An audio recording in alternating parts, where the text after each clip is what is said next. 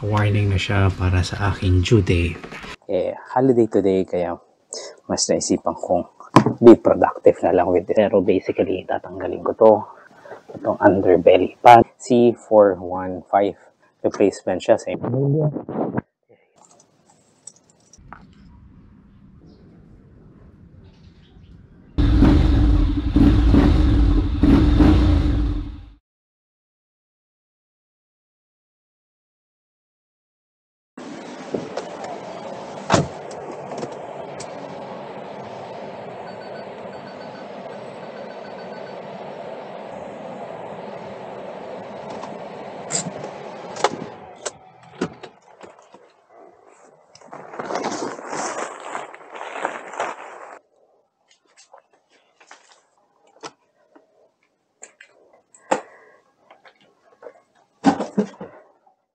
So, bago ang lahat, start muna natin siya para mag-circulate ng maayos yung oil. Warning na siya para sa aking due day ng oil. Ayan, so DIY tayo. Change oil, diba? So, kailangan meron tayong regular maintenance ng pag-change oil. So, ngayon, yan ang gagawin natin mga kaskud pa. So, umorder lang ako nito sa Lazada. I got my oil. Pro Honda Premium fully synthetic oil. Okay? Ayan, 3 litro yung binili ko. Problema is wala ako nung tuluan ng oil. Pero at the same time naman, meron akong filter na nabili rin. Replacement Vic, which should be fine. Yung transmission filter, wala akong binili kasi kaka-PMS lang nito last December. So, roughly 3 months pa lang ito nagagamit. Almost 5,000 kilometers na natakbo ko dito. Okay, so itong oil filter na to, nakita ko lang sa one of the vlog ni Buko. Tingnan nyo na lang, C415 na oil filter. Replacement siya, same size na ginagamit dito sa XADV. Siyempre, mas mura. Importante, siyempre, ang oil, fully synthetic na premium oil. Honda, yan yung binili. Sobrang init pa rin mga kaskud pack, kaya I can easily send this over sa casa, pero again, going to the casa takes a while. Siyempre, kailangan mo lumabas, kailangan mo nasa initan, kaya nakakatamad lumabas. Total, wala naman akong ginagawa today. So, naisip kong mag-DIY na lang. Meron akong biniling oil pan kung saan pwedeng patuluin yung oil. Ang problema, hindi pa rin siya dumarating after a week. So, clearly, makikita nyo napaka-sulit or sabihin na natin nag-enjoy ako sa paggamit nitong scooter na to dahil in the past 2 months na ino-own ko to, more than 4,000 close to 5,000 kilometers na yung natakbo. Kapag biyahe na akong Baler, somewhere sa Aurora, tapos almost North Loop, more than 2,000 kilometers na travel ko rin doon. Plus of course, once in a while, ginagamit ko rin ito papunta sa kusina. Ayan, so nakakita ako nitong galon. So ang gagawin ko is ikakat ko siya. Saan ko ba nakuha to? Liquid soap or dew. Okay, so start muna natin. Kailangan kong tanggalin itong skid plate. Aside from this, syempre yung nasa ilalim rin yung drain plug. Dali lang naman to. From siguro scale ng 1 to 10 or maybe 4. Less than 5. So, sa mga mahilig dyan mag-DIY, kayang-kaya nyo to, madaling-madali lang to. Ang reason ko is sobrang init, nakakatamad lumabas, at marami naman rin akong time para mag-DIY. Ayan, so yung drain plug ng oil nandito sa left side. So kung wala kayong previous experience dito, okay lang to, kayang-kaya to. Gaya nga nung nasabi ko kanina, from scale 1 to 10, siguro mga 5 or 4.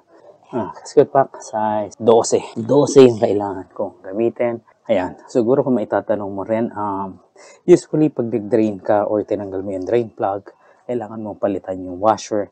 So meron ako ng washer na available.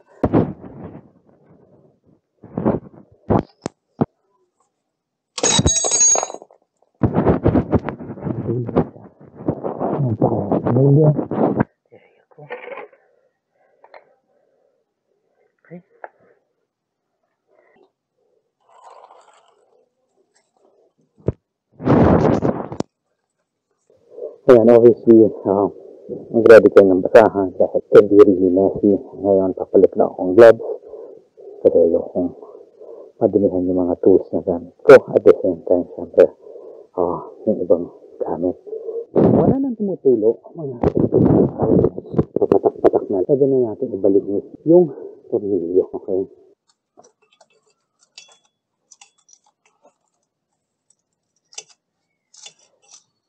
Ayan, sa wakas, natanggal na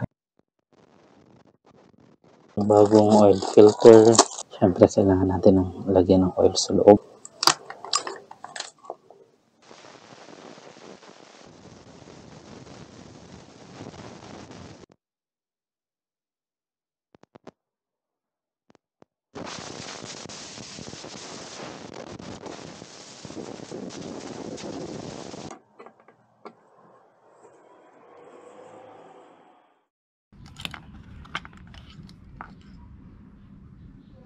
Ito, improvised funnel. Okay, so igaganyan mo lang siya. Tsaka mo ipupuhos ng unti-unti yung oil. Okay, so 3 liters yung oil na ilalagay natin. Ayan, so natapos rin ako. So 3 litro ang oil filter. Replacement lang naman yung ginamit ko kasi Vic naman yan kahit sa kotse and all ginagamit naman natin yan. Kinaganda kasi itong motor na to, hindi naman to high performance motorcycle, kaya hindi siya high revving, very forgiving siya sa makina. So mapapastart natin ng maayos. Asan ba yung bahay? Tingnan natin. Okay. I-reset na rin natin, i-reset ko na rin yung mileage. Click lang to.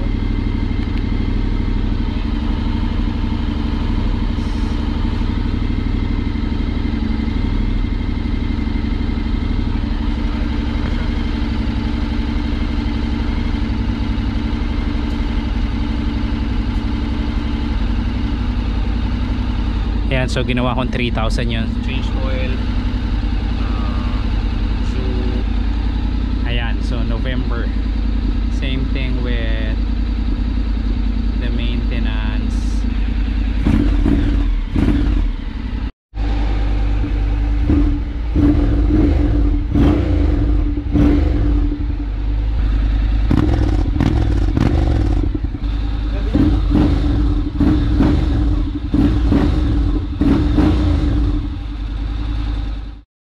Especially sa mga mahilig dyan mag-DIY at walang ginagawa pag weekend or tipo meron kayo mga extra time.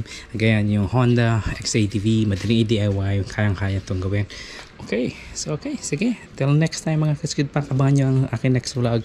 Meron akong travel schedule or adventure sa Nueva Ecija or somewhere Nueva Vizcaya yata. Okay, so I'll see you again next time mga Kasgood Pack. Ciao!